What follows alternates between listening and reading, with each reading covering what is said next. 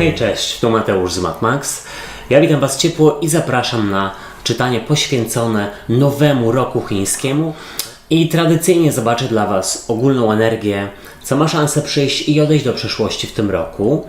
Jakby się przedstawiacie, dalej będzie rada oraz informacja, czego raczej nie robić i czego unikać w tym roku. Jeśli nie znacie swoich znaków w kalendarzu chińskim, to w opisie pod filmem znajdziecie linka również w komentarzu z czasówką do strony, gdzie można sobie to obliczyć. Znajdziecie tam również linki do czytania na luty, na marzec, które niedługo już zaczną się pojawiać, oraz na nowy rok i nowy rok numerologiczny.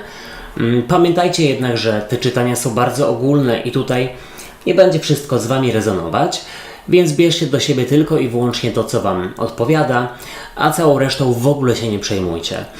Ewentualnie zachęcam Was do sprawdzania czytań również dla swoich znaków ascendentalnych, tutaj w przypadku innych czytań. Witam Was ciepło na czytaniu rocznym i jaka będzie dla Was ogólna energia na ten rok?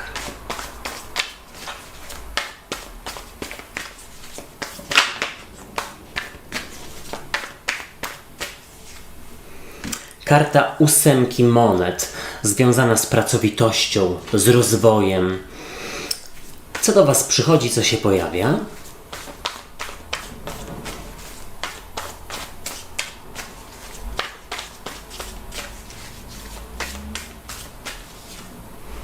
A tutaj z kolei przychodzi siódemka mieczy.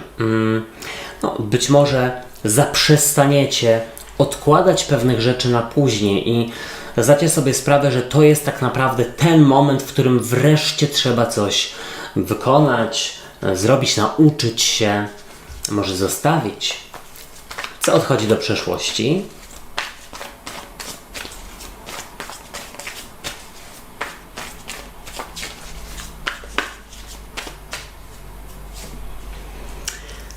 Tutaj do przeszłości z kolei odchodzi karta króla monet.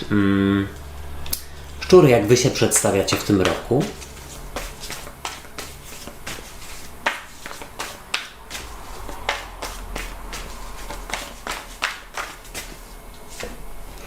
Królowa buław, świetnie. Bardzo pewna siebie, konkretna, pełna wigoru osoba. Sprawdźmy, jaka będzie dla Was rada.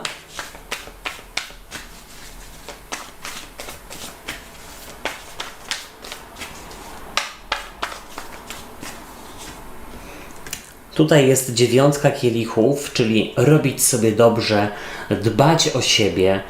Pamiętać o tym, że nikt inny nie zrobi tego lepiej, aniżeli Wy sami. Czego nie robić, czego raczej unikać.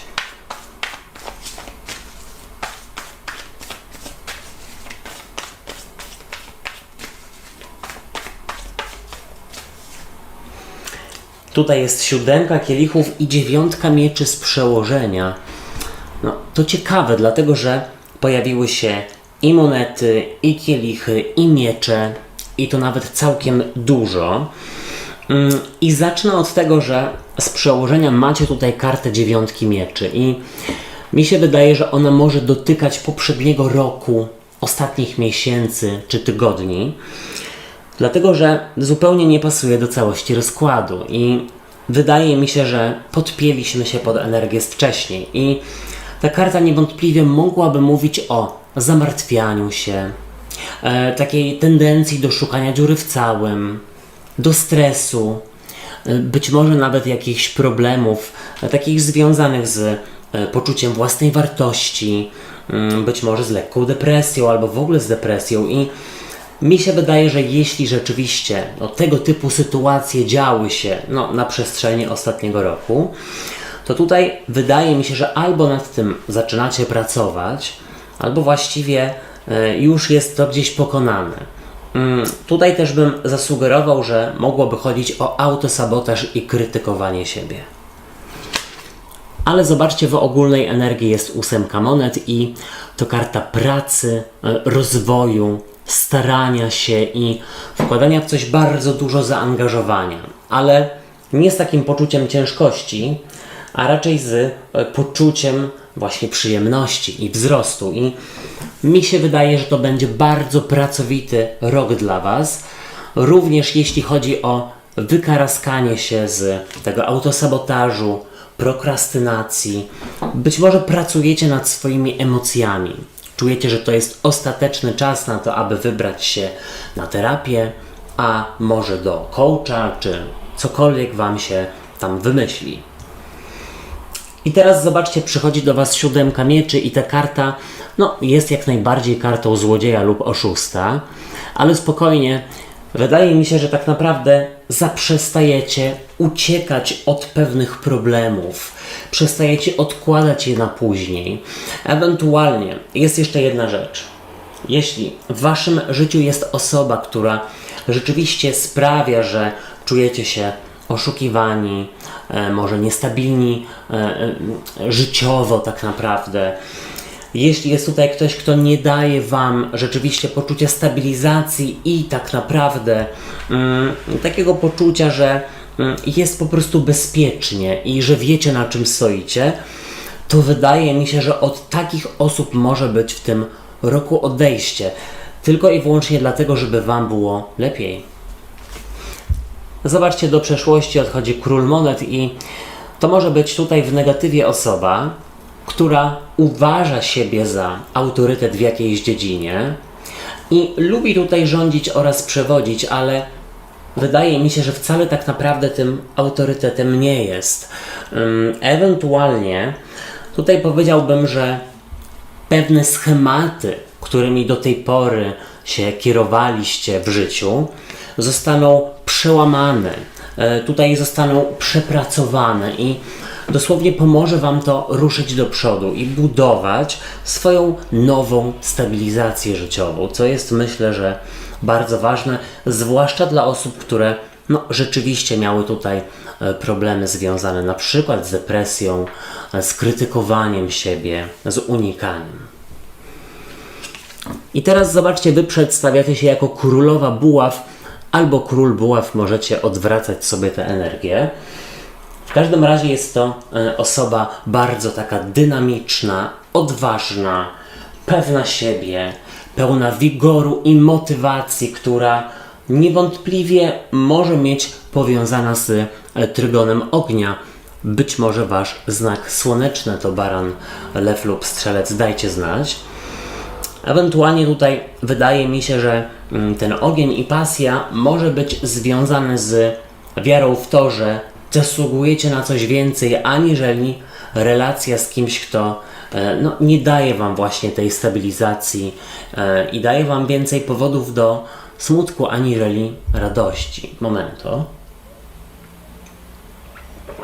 I teraz zobaczcie, w radzie macie drugą dziewiątkę, jest to 9 kielichów i ona sugeruje, żeby robić sobie dobrze, bo jest to karta przyjemności, radości i dopieszczania siebie i tak naprawdę, jasne, trzeba mieć cele, trzeba je gdzieś tutaj sukcesywnie spełniać, ale nie zapomnijcie oczywiście o tej strefie przyjemności, żeby tylko nie żyć obowiązkami i nie uciekać na przykład w pracę lub w naukę, tylko i wyłącznie dlatego, że w jakiejś innej dziedzinie czegoś Wam brakuje. Ta karta mówi, aby zadbać o siebie, dlatego że nikt inny nie zrobi tego lepiej aniżeli Wy sami. Czego nie robić, czego unikać? 7 kielichów, karta rozproszenia, rozmarzenia i bujania w obłokach. Po pierwsze, jeśli ktoś daje Wam obietnicę bez pokrycia, dużo gada, mało robi i tak naprawdę jest to gdzieś iluzją, to absolutnie trzymać się od takich osób z daleka. Inna rzecz jest taka, żeby nie bujać w obłokach, tylko zejść na ziemię i wziąć się rzeczywiście za kreowanie swojej, powiedzmy, rzeczywistości, tak górnolotnie to zabrzmiało, ewentualnie za spełnianie swoich celów, postanowień czy marzeń. Nie odkładać tego na później, bo później może nigdy nie nastąpić. Moi drodzy i moje drogie, ja Wam dziękuję za uwagę i życzę świetnego roku.